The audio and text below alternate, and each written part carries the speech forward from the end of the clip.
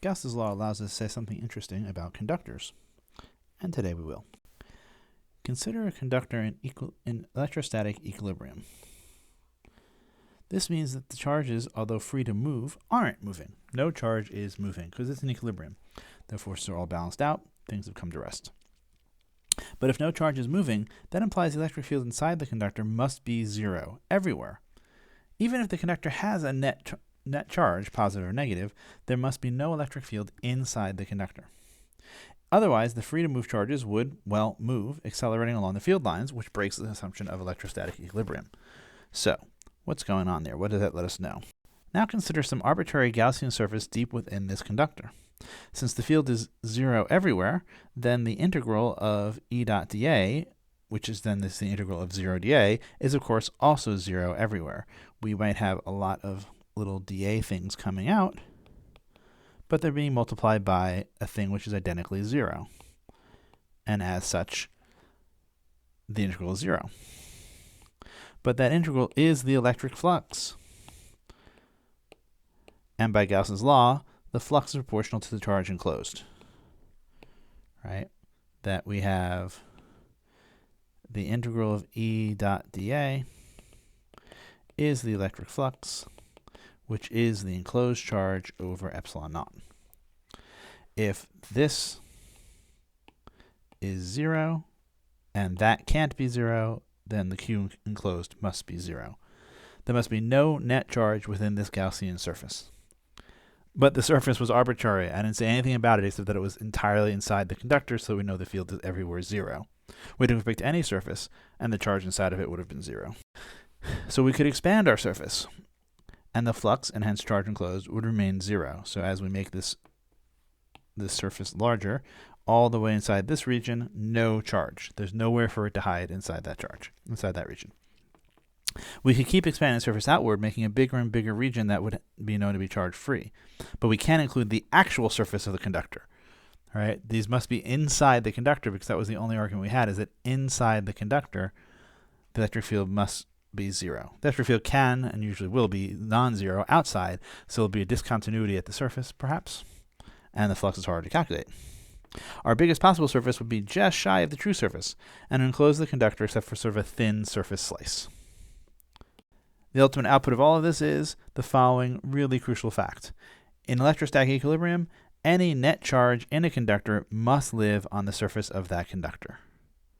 So if you take some arbitrary conductor and you inject a whole bunch of, say, positive excess charge on it, right? The conductor, of course, has positive charge, but it's exactly equal to balance the negative charge inside the atoms. We dump some extra charge on it anywhere you want. They have to then move. They have to move until they are at the surface. Why are they moving? Because they're repelling each other. All right, that's essentially what's going on here. They'll repel each other and they're free to move until they hit the edge of the surface where they are no longer free to move any further out, so they get stuck. Also, to underline a potential future confusion, this only works if we assume and insist on electrostatic equilibrium. If the charge is allowed to flow through the conductor, then all bets are off.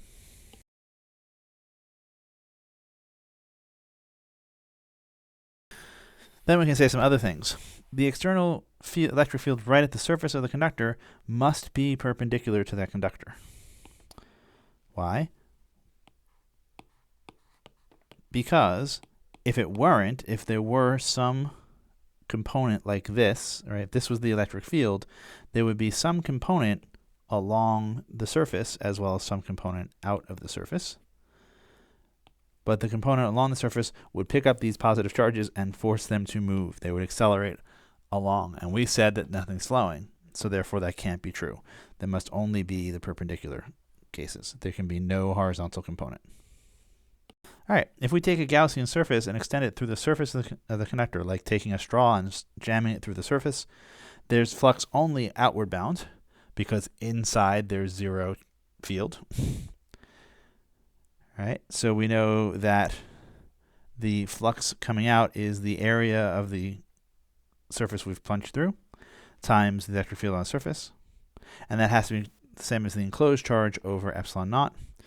Here, Knight likes to say he says Q in enclosed, we would usually say sigma times A. I don't know why this textbook particularly likes eta instead, but most people would say sigma. So the surface field is electric field at the surface of the conductor is something like eta over epsilon naught, or sigma over epsilon naught, where sigma is the surface charge density, the total charge on the conductor, total net charge on the conductor, divided by the surface area of the conductor. A point charge Q is located at distance r from the center of a neutral metal sphere. The electric field at the center of the sphere is which of these?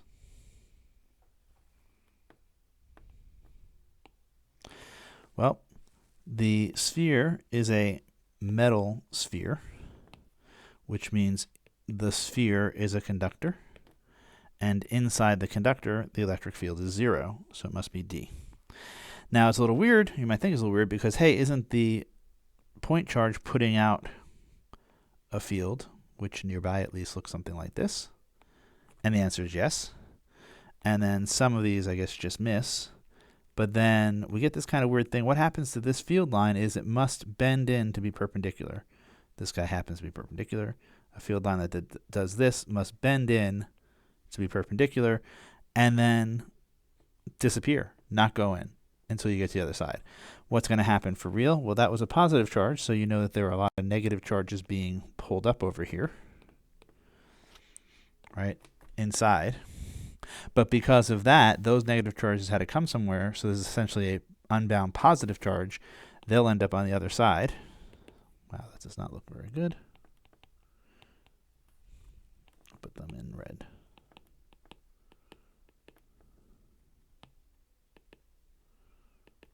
Something like that. These positive guys would, of course, generate their own fields going out. And then inside, something interesting happens. The positives will generate fields that look like this, and they'll go into their negatives. But there was already positive fields from this guy coming in, and they'll cancel. So inside the sphere, there'll be 0 field. All right, this figure shows a charged conductor, some excess positive charge, but it has an actual hole on the inside. All right, imagine that and it's important here that this is entirely constructed. So this is not a donut, but this is a block of metal or something, but the center has been carved out. Since the electric field is inside the conductor, there's no charge inside the interior surface of the conductor. Since there's no electric field inside the conductor and no charge inside the hole, the field inside the hole must be 0. No matter what's going on, there must be 0 field in this region. Also in this region, but we're focusing right now on that region. This lets us create something called a Faraday cage, which is a fancy term, which is a conducting box that excludes electric fields from a region of space inside. We call that process electric screening. All right. For instance, here we have some very large parallel plate capacitor, and there might be some device that we need to operate in this space, but we don't want to be affected by the large electric field. So we encapsulate that box inside a conducting actual box. And because of that, we induce charges, right? Negatives are pulled over this way, positives are pulled over this way. We've got some induction here. And again, the induced field exactly balances the original field. And in that region, there's 0. Also notice as they've drawn here carefully, the electric field is perpendicular everywhere along it. So we get some serious fringing in the middle. The figure here shows a charge Q inside a hole within a neutral conductor. And again, remember, this is something not a donut, but something which is entirely solid with an interior space. We know that we attract negative Q charge to the inner surface, and therefore the extra positives that are left will have to migrate to the surface, the exterior surface. All right, the flux through the Gaussian surface as drawn has 0 flux, this Gaussian surface. So the net charge in that Gaussian surface must be 0. We knew there was positive Q in the hole in the middle, so there must be minus Q on this elsewhere, but we also could then shrink this surface towards the hole and again force those negative charges. They must live on the surface, the inside surface, but on the surface of that conductor.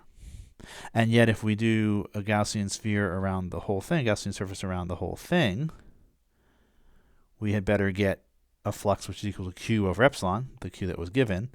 So this plus Q, this minus Q, there must be another plus Q somewhere, and that has to live on the surface. Charge plus 3 nanocoulombs is in the hollow cavity inside a large chunk of metal that is electrically neutral.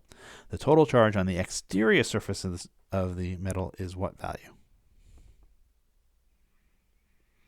And here again, we know that in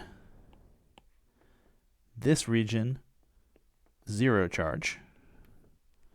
So there must be minus 3 nanocoulomb on the inner surface. But then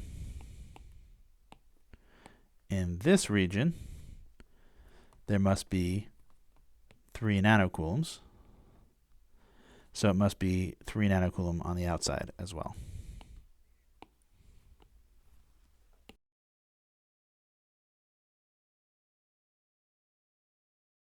All right, let's sum up some things that we've learned. In a conductor in electrostatic equilibrium, all excess charge lives on the surface. Whoops, had meant to take this out. Haven't talked about those yet, so don't worry about what that says. The electric field inside is 0. The exterior electric field is always perpendicular to the surface near the surface.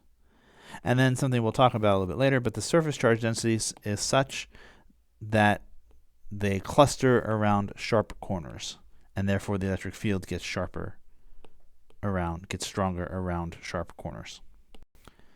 And this is just a summarization of that. Also pointing out that you can get discharges near tips of things because that's where the electric field is very, very strong.